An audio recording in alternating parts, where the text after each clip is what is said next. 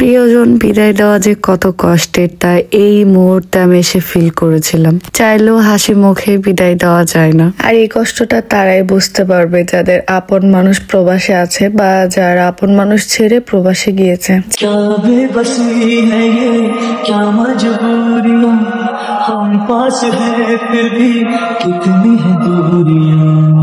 প্রিয়জন বিদায় দেওয়া যে কতটা কষ্টের যার যায় সে ছাড়া কিন্তু অন্য কেউ বোঝে না। স্মৃতিকে রেখে দেশ ছাড়ছে বাপ্পি, আর এজন্য কান্নাকাটি করছে স্মৃতি এবং বাপ্পি। স্মৃতিকে অনেক বেশি ভালোবাসে বাপ্পি, আর সেই ভালোবাসার মানুষ প্রিয়জন মানুষ ছেড়ে যাওয়া কিন্তু আসলে অনেক বেশি কষ্টের। মায়া হচ্ছে এদের দুজনের জন্য, কিন্তু কথা হলো স্মৃতির এই কষ্টের দিনে কেন তার পাশে তার প্রিয় বান্ধবী ফারহানা বিথি নেই? তাহলে কি দুই প্রাণপ্রিয় বান্ধবীর মধ্যে এখনো মানবিমান চলছে? তাদের ভিতরে মানবিমানের জন্য কি বাপ্পি চলে যাওয়ার সময় সেখানে দেখা যায়নি ফারহানা বিথিকে?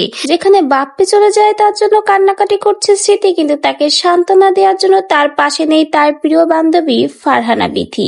বান্ধবীর এই কষ্টের সময় পাশে পেল না স্মৃতি তার বান্ধবী বিথিকে। তাহলে কি দুই বান্ধবীর মতো এতই মানবিমান হয়েছে যে বাপ্পি চলে যাওয়ার সময় এই কষ্টের মুহূর্তে ফারহানা বিথি আসেনি?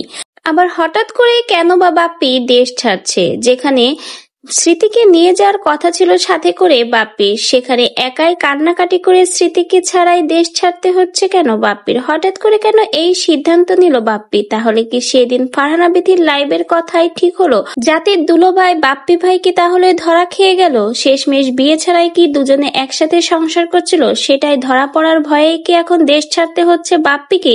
তো ব্যাস, আপনাদের কি মনে হয় হঠাৎ করে কেন বাপ্পি দেশ ছিল এবং সাথে কেন স্মৃতিকে নিল না?